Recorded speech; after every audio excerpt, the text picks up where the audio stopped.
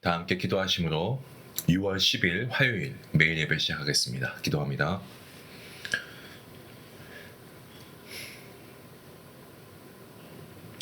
전능하신 하나님 감사합니다. 오늘도 하나님께서 우리와 함께 하시고 오늘도 우리에게 귀한 호흡을 허락하셔서 오늘도 우리가 하나님께서 주신 이 귀한 날 매일 예배를 통하여 하나님 앞에 나아갈 수 있게 허락하시니 감사합니다. 이 시간 우리의 눈을 들어서 하늘을 바라보게 하시고 주님을 바라보게 해주시옵소서. 우리 성도님들의 마음이 다시금 주님께 향할 수 있기를 간절히 소원합니다. 어제의 수고와 아버지 어제의 힘듦이 있었지만 오늘 저희가 이 말씀을 통하여 다시 회복되며 하나님 말씀 앞에 나아가 새로운 용기를 얻게 하실 줄로 믿습니다. 오늘 주시는 이 시간을 통하여 주의 말씀의 은혜로 주님께서 우리를 충만케 허락하여 주시옵소서. 저희 안에 감추어진 교만과 불순종이 있습니까? 주님 용서하여 주시고 이 시간 정말 주님의 마음을 품고 우리가 다시금 주의 말씀에 순종하며 나아가는 거룩한 주의 자녀가 될 수 있도록 하나님 함께하여 주시옵소서. 이 예배가 습관이 되지 말게 하시고 형식적인 예배가 되지 않게 하시고 우리 하나님과 깊이 교제하는 참된 예배가 되게 허락하여 주시옵소서.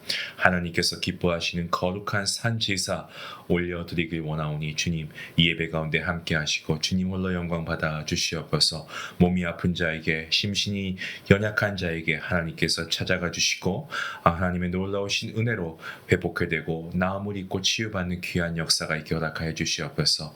모든 예배 가운데 하나님 함께 하실 것을 믿고 감사하며 예수님의 이름으로 기도하옵나이다. 아멘. 찬송가 401장 함께 하시겠습니다.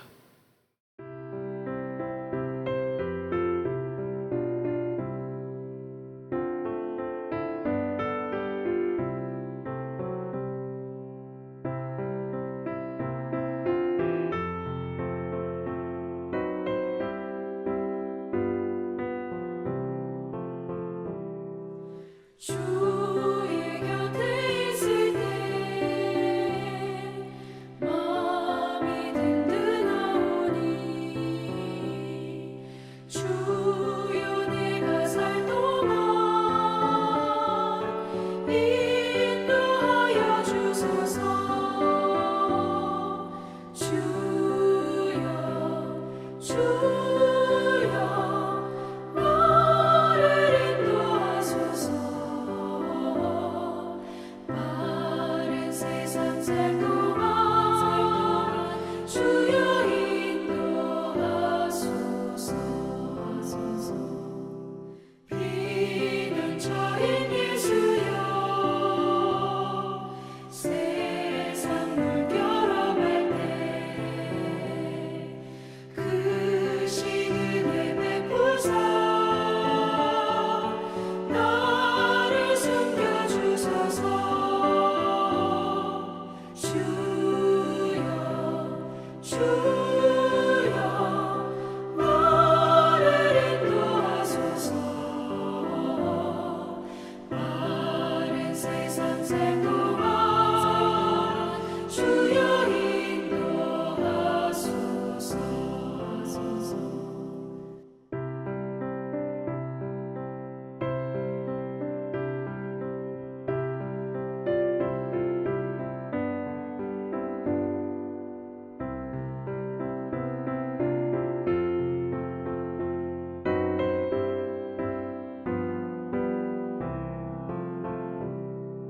세상 풍파 지난 후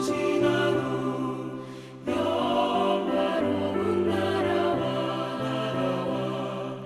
눈물 없는 곳으로 들어가게 하소서. 주여 나를 인도하소서.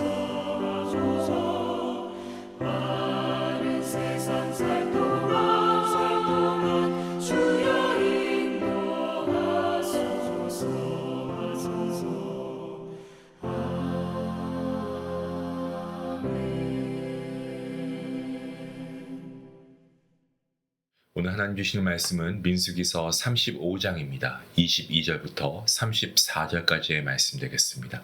우리 같이 함께 한 목소리로 말씀을 읽도록 하겠습니다. 22절 말씀입니다.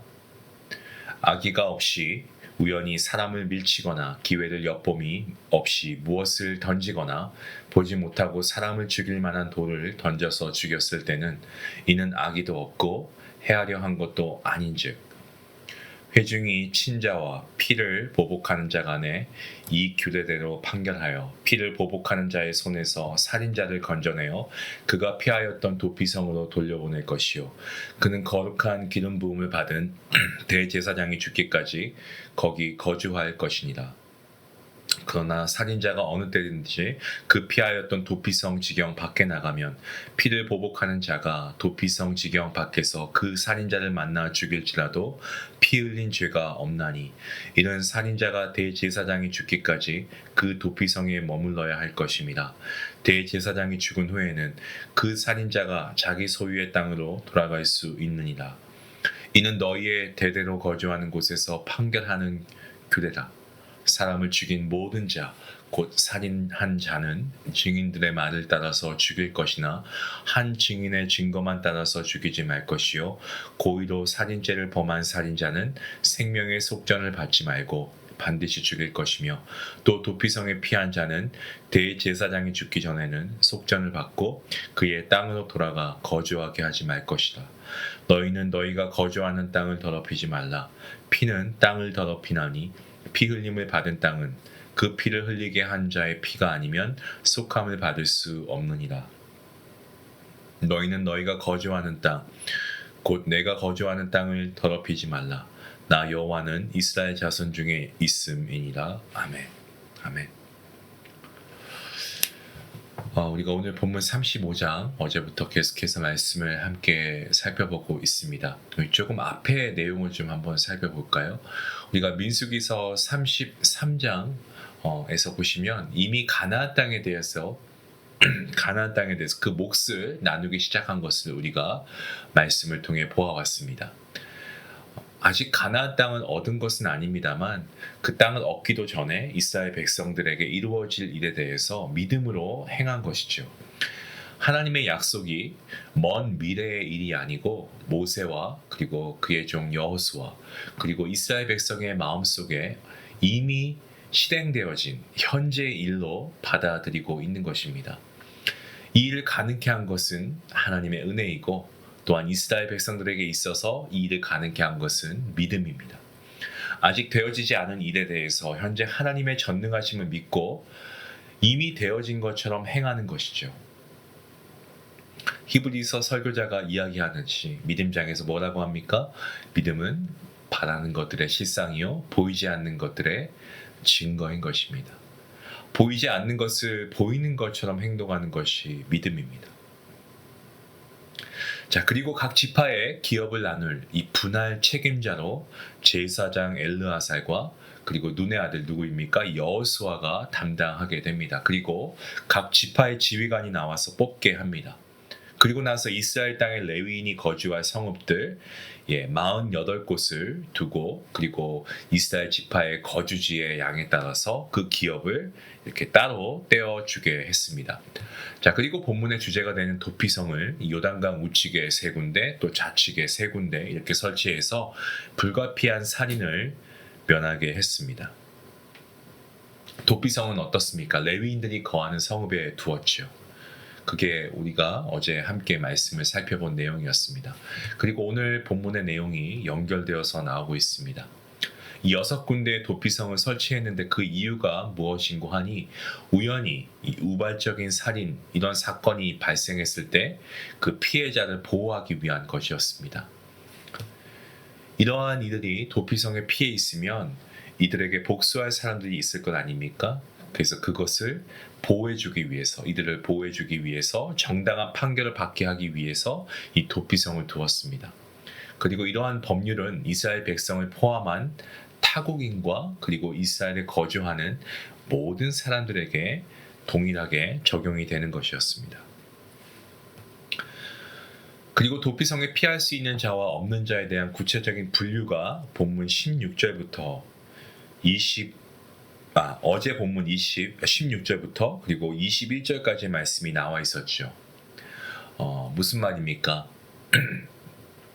도피성에 피할 수 없는 자는 의도적으로 살인을 저지른 그러한 살인자들이었습니다. 다시 말씀드리면 연장을 사용했다거나 어제 우리가 말씀을 통해 나누었죠. 돈이나 나무 혹은 철과 같은 이런 연장을 사용한 것은 그 의도성이 다분해 보이기 때문에 보호를 받지 못합니다. 그리고 눈에는 눈, 이에는 이 목숨은 목숨이라고 하는 이런 법칙으로 죄값을 치르게 된다는 것입니다. 그러니까 우발적인 게 아니고 고의적인 거죠. 그래서 이들의 지은 이러한 범죄 행위는 악한 의도로 행한 것이기 때문에 그에 상응한 대가를 받게 되었습니다. 자, 그리고 오늘 본문 22절부터 28절까지의 말씀을 보시면 이 도피성에 피할 자격이 있는 경우는 악의가 없이 행한 일들에 대한 것이다 라는 것을 우리에게 보여주고 있습니다. 이 악의가 없다, 악의가 없다라는 것은 이 돌을 던져서 살인이 된 경우에 악의가 없어서 돌을 던져서 살인이 된 경우 그 사람은 도피성으로 피해서 이 대제사장이 죽기까지 거기에 거할 수 있었다. 그러한 권리가 있었다라는 것을 우리에게 알려줍니다. 중요한 것은 대제사장이 죽기까지 머무르다가 그가 죽으면 살인자가 풀려나서 자신의 고향으로 돌아간다라고 하는 그러한 규정이 본문 25절부터 28절까지 나와 있습니다.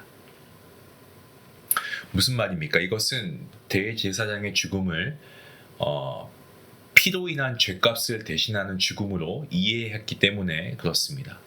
이 대제사장의 죽음이 그가 죽인 죄에 대한 값으로 이해해서 그의 죄값이 사라진다라고 하는 그러한 이해죠.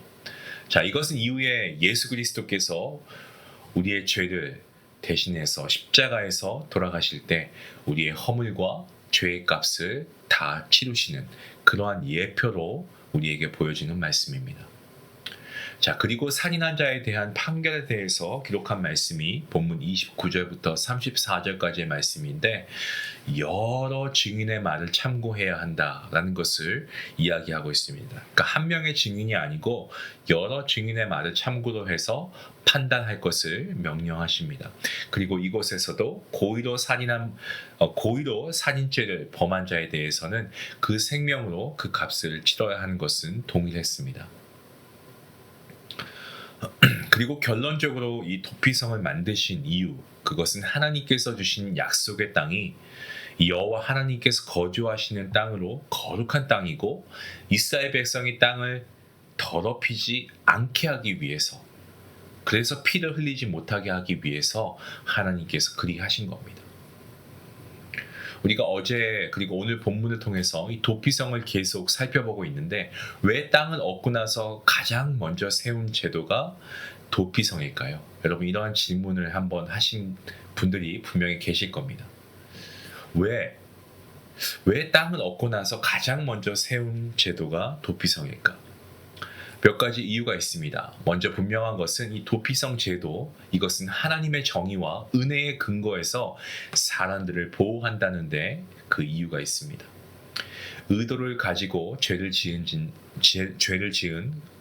그러한 자들에게 대해서는 가차없이 피해 대가로 죽음의 형벌이 내려집니다. 하나님께서는 무죄한 자의 피해에 대해서는 참지 않으시는 공의의 하나님이십니다. 하지만 하나님께서 정말 우연히 살인한 그러한 자들을 도피성으로 보내서 그들을 보호하시고 정당한 법의 판결을 받아서 그들의 죄를 다룬다라는 것이죠.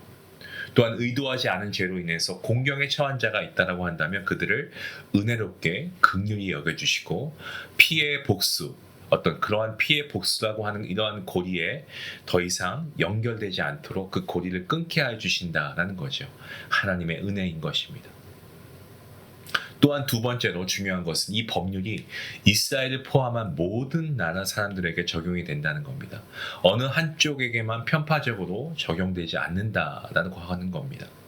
하나님께서 통치하시는 이스라엘에게는 힘, 뭐 혹은 경제적, 사회적 지위의 어떤 그런 유무에 의해서 죄가 결정되는 것이 아니고 하나님께서 정하신 그러한 법에 따라서 모든 사람에게 동일하게 적용되는 평등과 정의가 살아있는 나라이다라는 것을 의미하고 있습니다.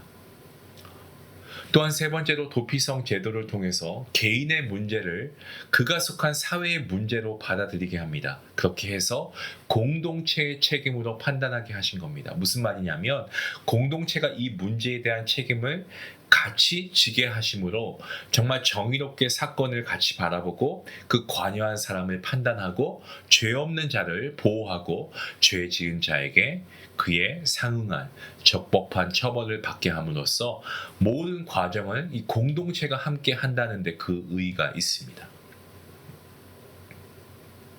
그리고 마지막으로 또 가장 중요한 이유이기도 한데요. 하나님께서는 이 도피성 제도를 통해서 자신이 거하시는 거룩한 땅, 약속의 땅에서 사람들이, 하나님의 백성들이 함부로 피를 흘리지 못하게 하십니다. 그렇게 하심으로 하나님이 거하시는 그 거룩한 땅이 죄로 인해 물들지 않게, 피로 인해 물들지 않게 하신다라는 겁니다. 이스라엘 백성, 약속의 땅에 들어가서 하나님의 이러한 제정하신 법률에 의거해 살아감을 통해서 그들의 거룩함을 유지하는 것입니다. 하나님의 정의, 하나님의 긍휼하심, 그리고 하나님의 이 거룩한 공동체의 화합을 이루어 가야 하는 것입니다. 하나님께서는 우리의 삶 가운데 이런 죄의 어떤 피를 흘리기를 원치 않으십니다. 우리 안에서, 우리 믿음의 공동체 안에서 그 거룩성을 우리가 잃기를 원치 않으십니다. 그리고 이 믿음의 공동체 안에 하나님의 공의가 실현될 수 있기를 하나님은 원하십니다. 그리고 그 안에 사랑과 하나님의 은혜가 함께 공존하기를 원하십니다. 때문에 교회는 저와 여러분입니다. 우리 모두는 하나님의 공의가 실행되고 동시에 하나님의 사랑과 은혜가 실행되어야 합니다. 바로 저와 여러분을 통해서 말입니다. 그러한 저와 여러분, 그러한 우리 믿음의 공동체, 교회가 될 수 있기를 간절히 원합니다. 기도하시겠습니다. 하나님 감사합니다. 하나님은 공의로우신 분이십니다. 정의의 하나님이십니다. 또한 사랑과 은혜가 풍성하신 하나님이신 줄 믿습니다. 오늘 우리가 어제 말씀에 이어서 도피성 제도에 대해서 다시금 우리가 말씀을 깊이 묵상하며 하나님 아버지의 마음과 뜻을 배우게 하시니 감사합니다. 우리는 때때로 우리의 실수로 인해 누군가에게 상처를 줄 때가 있습니다.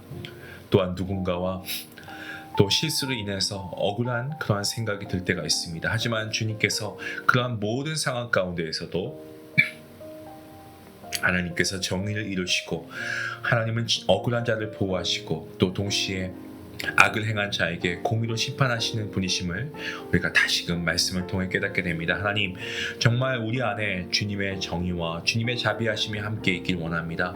하나님, 함부로 판단하지 않게 하시고 정말 우리가 사건의 어떤 표면만을 바라보는 것이 아니고 그 속에 정말 하나님 그 어떠한 동기가 있는지 분별할 수 있는 그런 지혜를 더하여 주시옵소서. 우리 믿음의 교회 공동체가 정말 오늘 말씀에 나오는 도피성처럼 상한 자가 정말 피할 수 있는 은혜의 공간이 되게 하시고 아버지 또한 어떠한 잘못이나 실수가 드러날 때에도 하나님의 공의가 완전히 이루어지는 거룩한 공동체가 되게 허락하여 주시옵소서. 아버지 우리 교회가 공의와 은혜가 공존하는 도피성과 같은 곳이 될 수 있기를 간절히 소원합니다. 이러한 교회 우리 중앙교회가 되게 허락하여 주시옵소서. 감사하며 예수님의 이름으로 기도합니다. 아멘. 이 말씀을 생각하시면서 오늘 우리가 이 교회로서 정말 누군가의 그런 실수나 우리가 어떤 잘못을 보았을 때 우리가 섣불리 판단한 적은 없는지 우리가 한번 돌아볼 수 있으면 좋겠습니다. 우리가 이들을 정말 하나님의 정의로 심판하는 것이 아니라 우리가 정말 이들을 정말 도피성처럼 우리 교회가 이런 상한 자들을 피할 수 있는 그런 은혜의 공간이 되었으면 좋겠습니다. 그런 우리 교회가 될 수 있게 해달라고 우리 같이 함께 말씀을 생각하시면서 기도하시겠습니다. 기도합니다.